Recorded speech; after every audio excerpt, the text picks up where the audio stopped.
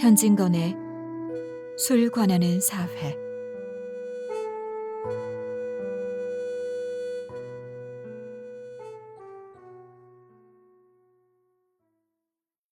아이고, 아야. 홀로 바느질을 하고 있던 아내는 얼굴을 살짝 찌푸리고 가늘고 날카로운 소리로 부르짖었다. 바늘 끝이 왼손 엄지손가락 손톱 밑을 찔렀습니다. 그 손가락은 가늘게 떨고 하얀 손톱 밑으로 앵두빛 같은 피가 비친다. 그것을 볼 사이도 없이 아내는 얼른 바늘을 빼고 다른 손 엄지손가락으로 그 상처를 누르고 있다. 그러면서 하던 일가지를 팔꿈치로 고이고이 밀어 내려놓았다. 이윽고 눌렀던 손을 떼어보았다. 그 언저리는 인제 다시 피가 아니 나려는 것처럼 혈색이 없다. 하더니 그 희던 꺼풀 밑에 다시금 꽃물이 차츰차츰 밀려온다. 보일 듯 말 듯한 그 상처로부터 좁쌀 낙 같은 핏방울이 송송 솟는다. 또 아니 누를 수 없다. 이만하면 그 구멍이 아물었으려니 하고 손을 떼면 또 얼마 아니 되어 피가 비쳐 나온다. 인제 헝겊 오락지로 쳐매는 수밖에 없다. 그 상처를 누른 채 그는 바느질 고리에 눈을 주었다. 거기 쓸만한 오락지는 실패 밑에 있다. 그 실패를 밀어내고 그 오락지를 두 새끼손가락 사이에 집어 올리려고 한동안 애를 썼다.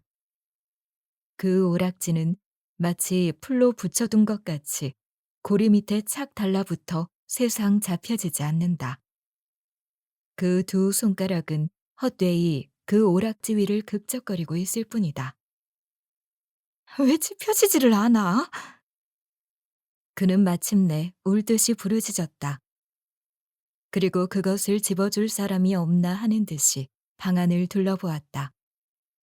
방 안은 텅 비어 있다. 어느 뉘 하나 없다. 호젓한 허영만 그를 휩싸고 있다. 바깥도 죽은 듯이 고요하다. 시시로 퐁퐁 하고 떨어지는 수도의 물방울 소리가 쓸쓸하게 들릴 뿐. 문득 전등불이 광채를 더하는 듯 하였다. 벽상에 걸린 괴종의 거울이 번들하며 새로 한 점을 가리키려는 시침이 위협하는 듯이 그의 눈을 쏜다. 그의 남편은 그때껏 돌아오지 않았었다. 아내가 되고 남편이 된 지는 벌써 오랜 일이다. 어느덧 7, 8년이 지냈으리라. 하건만 같이 있어 본 날을 헤아리면 단 1년이 될락말락한다. 막 그의 남편이 서울서 중학을 마쳤을 때 그와 결혼하였고 그러자마자 고만 동경에 부급한 까닭이다. 거기서 대학까지 졸업을 하였다. 이 길고 긴 세월에 아내는 얼마나 괴로웠으며 외로웠으랴. 봄이면 봄, 겨울이면 겨울, 웃는 꽃을 한숨으로 맞았고 얼음 같은 베개를 뜨거운 눈물로 데웠다. 몸이 아플 때, 마음이 쓸쓸할 때 얼마나 그가 그리웠으랴. 하건만 아내는 이 모든 고생을 이를 악물고 참았었다. 참을 뿐이 아니라 달게 받았었다. 그것은 남편이 돌아오기만 하면 하는 생각이 그에게 위로를 주고 용기를 준 까닭이었다. 남편이 동경에서 무엇을 하고 있나? 공부를 하고 있다. 공부가 무엇인가? 자세히 모른다. 또 알려고 애쓸 필요도 없다. 어찌하였든지 이 세상에 제일 좋고 제일 귀한 무엇이라 한다. 마치 옛날 이야기에 있는 도깨비의 부자방망이 같은 것이어니 한다. 옷 나오라면 옷 나오고 밥 나오라면 밥 나오고 돈 나오라면 돈 나오고 저 하고 싶은 무엇이든지 청에서 안위되는 것이 없는 무엇을 동경에서 얻어가지고 나오려니 하였었다. 가끔 놀러오는 친척들이 비단 옷 입은 것과 금지환 낀 것을 볼 때 그 당장엔 마음 그윽히 부러워도 하였지만 나중엔 남편만 돌아오면 하고 그것에 경멸하는 시선을 던지었다. 남편이 돌아왔다. 한 달이 지나가고 두 달이 지나간다. 남편의 하는 행동이 자기의 기대하던 바와 조금 배치되는 듯하였다. 공부 아니한 사람보다 조금도 다른 것이 없었다. 아니다. 다르다면 다른 점도 있다. 남은 돈벌이를 하는데 그의 남편은 도리어 집안 돈을 쓴다. 그러면서도 어디인지 분주히 돌아다닌다. 집에 들면 정신없이 무슨 책을 보기도 하고 또는 밤새도록 무엇을 쓰기도 하였다. 저러는 것이 참말 부자 방망이를 만드는 것인가 보다. 아내는 스스로 이렇게 해석한다. 또 두어 달 지나갔다. 남편의 하는 일은 늘 한 모양이었다. 한 가지 더한 것은 때때로 깊은 한숨을 쉬는 것뿐이었다. 그리고 무슨 근심이 있는 듯이 얼굴을 펴지 않았다. 몸은 나날이 축이 나간다. 무슨 걱정이 있는고? 아내는 따라서 근심을 하게 되었다. 하고는 그 여윈 것을 보충하려고 갖가지로 애를 썼다. 곧 될 수 있는 대로 그의 밥상에 맛난 반찬가지를 붓게 하며 또 고음 같은 것도 만들었다. 그런 보람도 없이 남편은 입맛이 없다 하며 그것을 잘 먹지도 않았다. 또 몇 달이 지나갔다. 인제 출입을 뚝 끊고 늘 집에 붙어 있다. 걸핏하면 성을 낸다. 입버릇 모양으로 화난다 화난다 하였다. 어느 날 새벽 아내가 어렴풋이 잠을 깨어 남편의 누웠던 자리를 더듬어 보았다. 쥐이는 것은 이불자락뿐이다. 잠결에도 조금 실망을 아니 느낄 수 없었다. 잃은 것을 찾으려는 것처럼 눈을 부시시 떴다. 책상 위에 머리를 쓰러뜨리고 두 손으로 그것을 움켜쥐고 있는 남편을 보았다. 흐릿한 의식의 돌아옴에 따라 남편의 어깨가 덜썩덜썩 움직임도 깨달았다. 흑흑 느끼는 소리가 귀를 울린다. 아내는 정신을 바짝 차리었다. 불현듯이 몸을 일으켰다. 이윽고 아내의 손은 가볍게 남편의 등을 흔들며 목에 걸리고 나오지 않은 소리로 "왜 이러고 계셔요?" 라고 물어보았다. 남편은 아무 대답이 없다. 아내는 손으로 남편의 얼굴을 괴어들려고 할 즈음에 그것이 뜨뜻하게 눈물에 젖는 것을 깨달았다. 또 한두어 달 지나갔다. 처음처럼 다시 출입이 자주로 왔다. 구역이 날 듯한 술 냄새가 밤늦게 돌아오는 남편의 입에서 나게 되었다. 그것은 요사이 일이다. 오늘 밤에도 지금까지 돌아오지 않았다. 초저녁부터 아내는 별별 생각을 다 하면서 남편을 고대고대 하고 있었다. 지리한 시간을 속히 보내려고 치웠던 일가지를 또 꺼내었다. 그것조차 뜻같이 아니 되었다. 때때로 바늘이 헛되이 움직이었다. 마침내 그것에 찔리고 말았다. 어디를 가서 이때껏 오시지 않아. 아내는 이제 아픈 것도 잊어버리고 짜증을 내었다. 잠깐 그를 떠났던 공상과 환영이 다시금 그의 머리에 떠돌기 시작하였다. 이상한 꽃을 수놓은 횡보 위에 맛난 요리를 담은 접시가 번쩍인다. 여러 친구와 술을 권커니 잡거니 하는 광경이 보인다. 그의 남편은 미친 듯이 껄껄 웃는다. 나중에는 검은 휘장이 스르르 하는 듯이 그 모든 것이 사라져 버리더니 낭자한 요리상만이 보이기도 하고 술병만 희게 빛나기도 하고 아까 그 기생이 한 팔로 땅을 짚고 진저리를 쳐가며 웃는 꼴이 보이기도 하였다. 또한 남편이 길바닥에 쓰러져 우는 것도 보이었다. 문 열어라. 문득 대문이 덜컥하고 혀가 꼬부라진 소리로 부르는 듯하였다. 네, 저도 모르게 대답을 하고 급히 마루로 나왔다. 잘못 씨는 발에 안이 맞는 신을 질질 끌면서 대문으로 달렸다. 중문은 아직 잠그지도 않았고 행랑방에 사람이 없지 않지만은 의뢰히 깊은 잠에 떨어졌을 줄 알고 자기가 뛰어나감이었다. 가느름한 손이 어둠 속에서 희게의 빗장을 잡고 한참 실랑이를 한다. 대문은 열렸다. 밤바람이 선득하게 얼굴에 안친다. 문 밖에는 아무도 없다. 온 골목에 사람의 그림자도 볼 수 없다. 검푸른 밤빛이 허연 길 위에 그물그물 깃들였을 뿐이었다. 안에는 무엇에 놀란 사람 모양으로 한참 멀거니 서 있었다. 문득 급거히 대문을 닫힌다. 마치 그 열린 사이로 악마나 들어올 것처럼. 그러면 바람소리였구먼 하고 싸늘한 뺨을 쓰다듬으며 해축 웃고 발길을 돌렸다. 아니, 내가 분명히 들었는데 혹 내가 잘못 보지를 않았나? 길바닥에나 쓰러져 있었으면 보이지도 않을 터야. 중간문까지 다다르자 벼랑간 이런 생각이 그의 걸음을 멈추게 하였다. 대문을 또 좀 열어볼까? 아니야, 내가 헛들었지. 그래도 혹 아니야, 내가 헛들었지. 망설거리면서도 꿈꾸는 사람 모양으로 저도 모를 사이에 마루까지 올라왔다. 매우 기묘한 생각이 번개같이 그의 머리에 번쩍인다. 내가 대문을 열었을지 나 몰래 들어오진 않았나? 과연 방 안에 무슨 소리가 나는 것 같았다. 확실히 사람의 기척이 있다.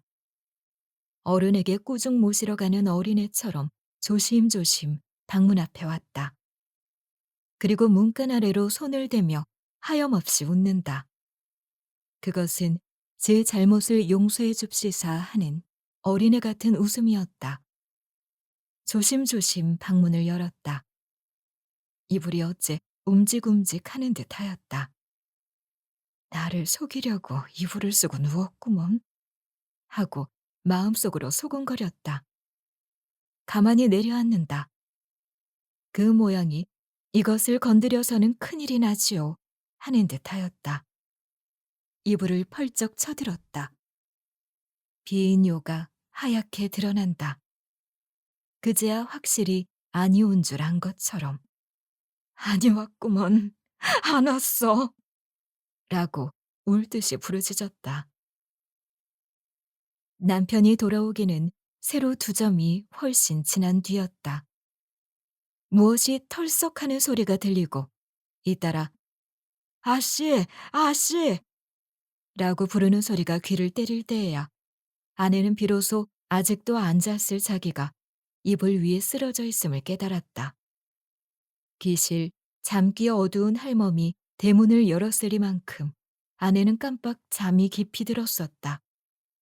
하건만 그는 몽경에서 방황하는 정신을 당장에 수습하였다. 2번 얼굴을 쓰다듬자마자 불현듯 밖으로 나왔다. 남편은 한 다리를 마루 끝에 걸치고 한 팔을 베고 옆으로 누워있다.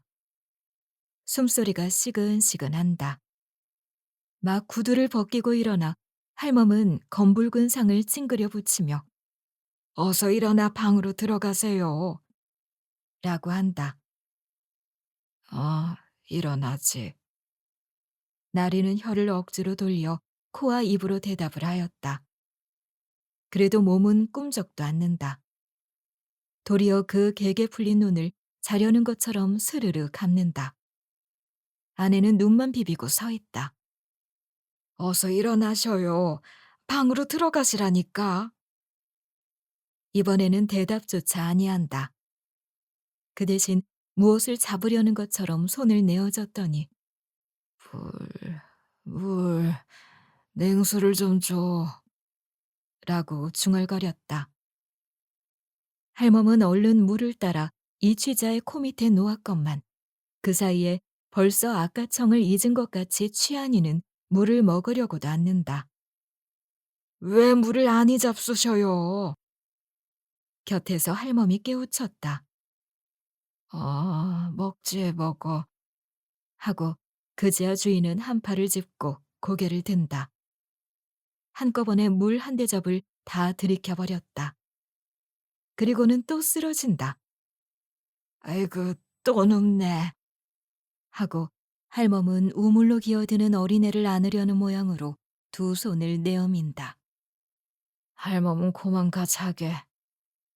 주인은 귀치 않다는 듯이 말을 한다. 이를 어찌해 하는 듯이 멀거니 서 있는 아내도 할멈이 고만 갔으면 하였다. 남편을 붙들어 일으킬 생각이야 간절하였지만은 할멈이 보는데 어찌 그럴 수 없는 것 같았다. 혼인한 지가 7, 8년이 되었으니 그런 파수야 되었으련만 같이 있어 본 날을 꼽아보며 그는 아직 가 시집온 색시였다.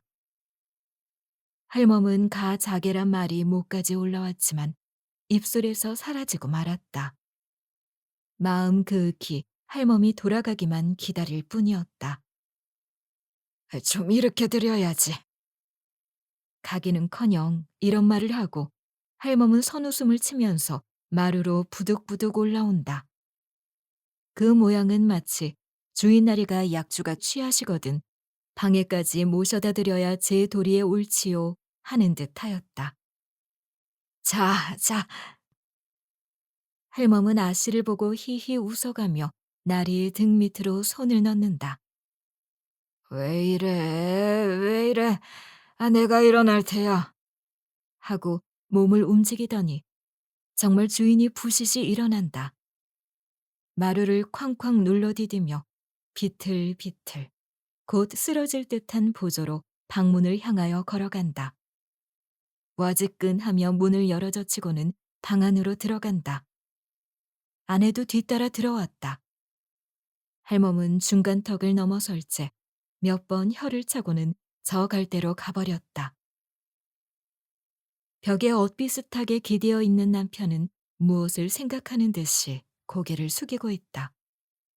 그의 말라붙은 관자놀이에 펄떡거리는 푸른 맥을 아내는 걱정스럽게 바라보면서 남편 곁으로 다가온다. 아내의 한 손은 양복 깃을, 또 한 손은 그 소매를 잡으며 화한 목성으로 "자, 벗으셔요." 하였다. 남편은 문득 미끄러지는 듯이 벽을 타고 내려앉는다. 그의 쭉 뻗친 발끝에 이불자락이 저리로 밀려간다. 아이고, 왜 이리 하셔요? 벗자는 옷은 안 입었으시고. 그 서슬에 넘어질 뻔한 아내는 애달프게 부르짖었다. 그러면서도 같이 따라앉는다. 그의 손은 또 옷을 잡았다. 옷이 구겨집니다. 제발 좀 벗으셔요. 라고 아내는 애원을 하며 옷을 벗기려고 애를 쓴다. 하나 취한이의 등이 천근같이 벽에 척 들러붙었으니 벗겨질 리가 없다. 애를 쓰다 쓰다 옷을 놓고 물러앉으며 원참, 누가 술을 이처럼 권하였노? 라고 짜증을 낸다. 누가 권하였노? 누가 권하였노? 응. 남편은 그 말이 몹시 귀에 거슬리는 것처럼 곱삼는다.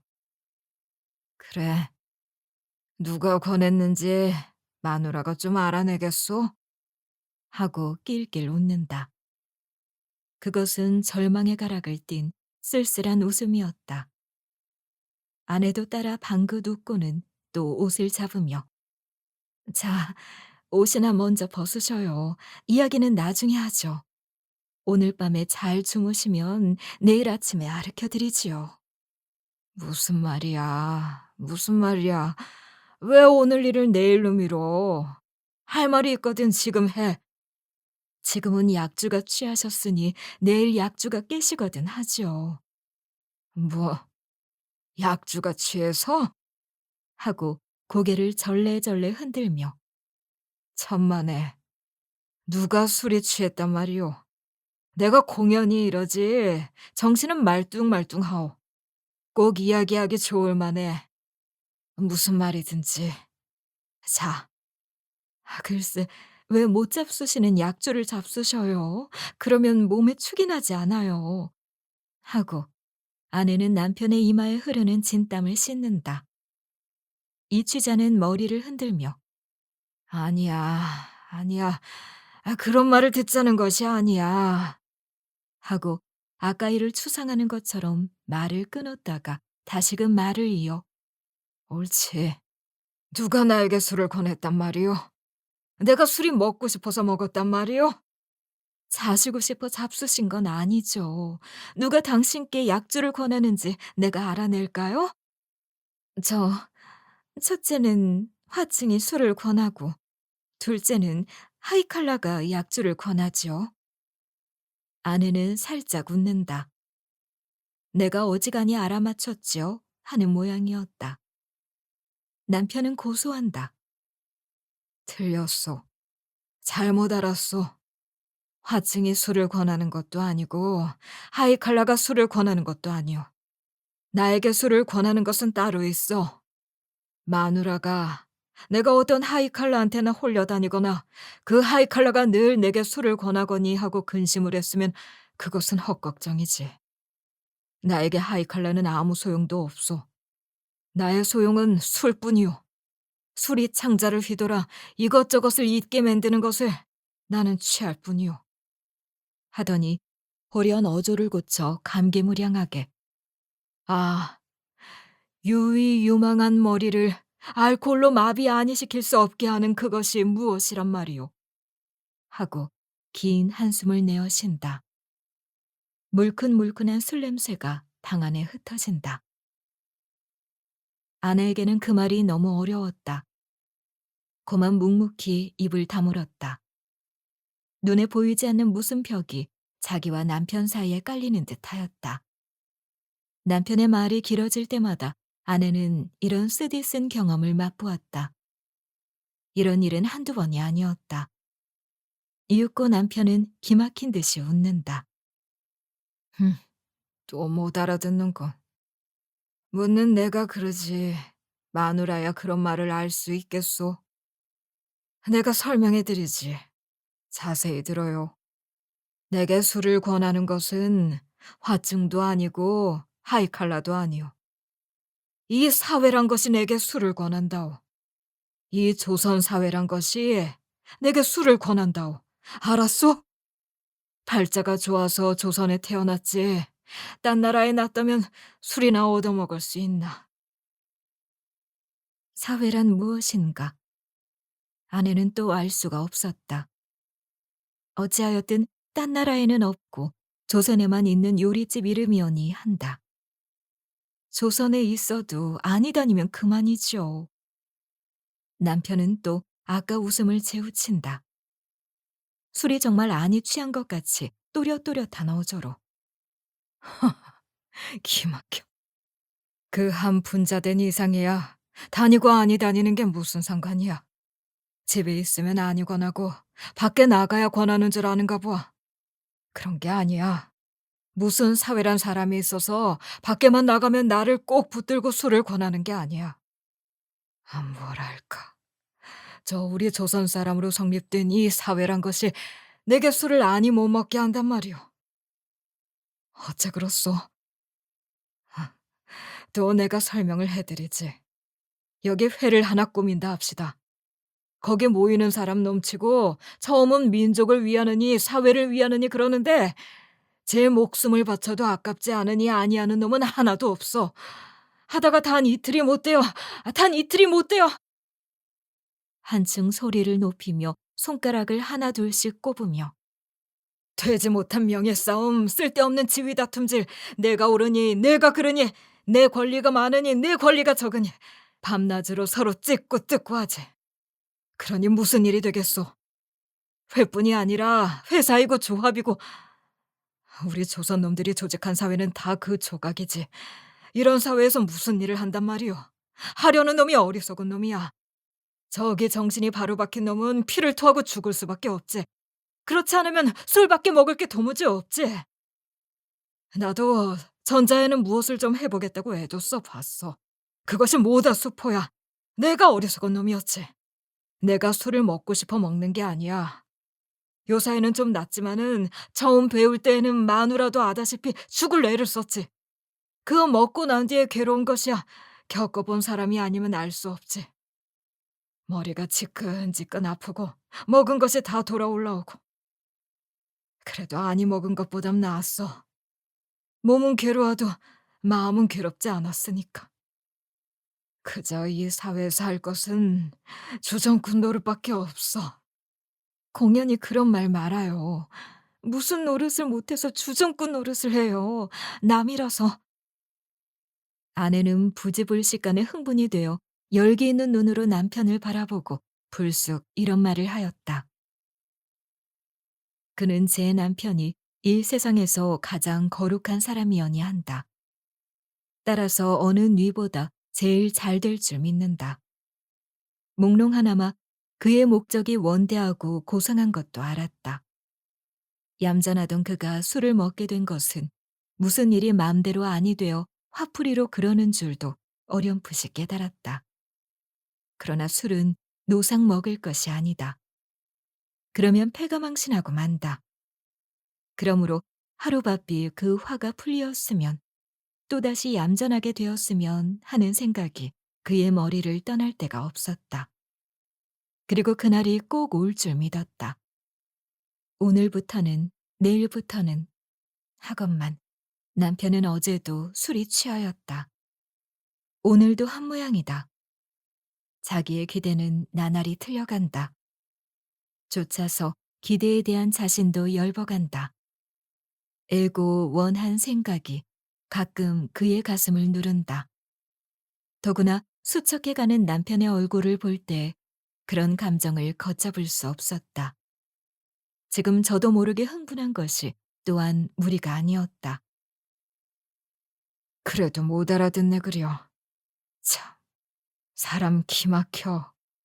본정신 가지고는 피를 토하고 죽든지 물에 빠져 죽든지 하지. 하루라도 살 수가 없단 말이야. 흉장이 막혀서 못 산단 말이야. 에이, 가슴 답답해. 라고 남편은 소리를 지르고 괴로워서 못 견디는 것처럼 얼굴을 찌푸리며 미친 듯이 제 가슴을 쥐어뜯는다. 술 아니 먹는다고 흉장이 막혀요? 남편의 하는 짓은 본체만치 하고 아내는 얼굴을 더욱 붉히며 부르짖었다. 그 말에 몹시 놀란 것처럼 남편은 어이없이 아내의 얼굴을 바라보더니 그 다음 순간에는 말할 수 없는 고뇌의 그림자가 그의 눈을 거쳐간다. 그러지. 내가 그러지. 너 같은 쑥맥더러 그런 말을 하는 내가 그러지. 너한테 조금이라도 위로를 얻으려는 내가 그러지. 스스로 탄식한다. 아, 답답해. 문득 기막힌 듯이 외마디 소리를 치고는 벌떡 몸을 일으킨다. 방문을 열고 나가려 한다. 왜 내가 그런 말을 하였던고. 아내는 불시에 후회하였다. 남편의 저고리 뒷자락을 잡으며 안타까운 소리로 왜 어디로 가셔요? 이 밤중에 어디를 나가셔요? 내가 잘못하였습니다. 인제는 다시 그런 말을 아니하겠습니다. 아, 그러게 내일 아침에 말을 하자니까. 듣기 싫어. 놓아요. 하고 남편은 아내를 떠다 밀치고 밖으로 나간다. 비틀비틀 마루 끝까지 가서는 털썩 주저앉아 구두를 신기 시작한다. 에그, 왜 이리 하셔요? 인제 다시 그런 말을 아니한데도. 아내는 뒤에서 구두 신으려는 남편의 팔을 잡으며 말을 하였다. 그의 손은 떨고 있었다. 그의 눈에는 단박에 눈물이 쏟아질 듯 하였다. 이건 왜 이래? 저리로 가! 배앗는 듯이 말을 하고 휙 뿌리친다. 남편의 발길이 뚜벅뚜벅 중문에 다다랐다. 어느덧 그 밖으로 사라졌다. 대문 빗장 소리가 덜컥하고 난다. 마루 끝에 떨어진 아내는 헛되어 몇 번 할멈, 할멈 하고 불렀다. 고요한 밤 공기를 울리는 구두 소리는 점점 멀어간다. 발자취는 어느덧 골목 끝으로 사라져 버렸다. 다시금 밤은 적적히 깊어간다. 가버렸구먼. 가버렸어. 그 구두 소리를 영구히 안이 이르려는 것처럼 귀를 기울이고 있는 아내는 모든 것을 잃었다 하는 듯이 부르짖었다. 그 소리가 사라짐과 함께 자기의 마음도 사라지고 정신도 사라진 듯 하였다. 심신이 텅 비어진 듯 하였다. 그의 눈은 하염없이 검은 밤안개를 물끄러미 바라보고 있다. 그 사회란 독한 꼴을 그려보는 것 같이. 쏠쏠한 새벽 바람이 싸늘하게 가슴에 부딪힌다. 그 부딪히는 서슬에 잠 못 자고 피곤한 몸이 부서질 듯이 지긋하였다. 죽은 사람에게서나 볼 수 있는 해쓱한 얼굴이 경륜적으로 떨며 절망한 어조로 소근거렸다. 그 몹쓸 사회가 왜 술을 권하는고.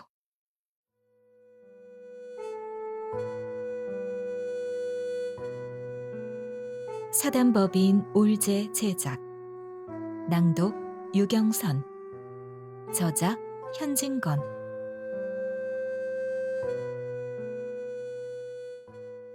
올제가 출시하는 모든 오디오북의 저작권은 올제에게 포함되어 있으며 무단으로 복제 및 배포를 금지합니다.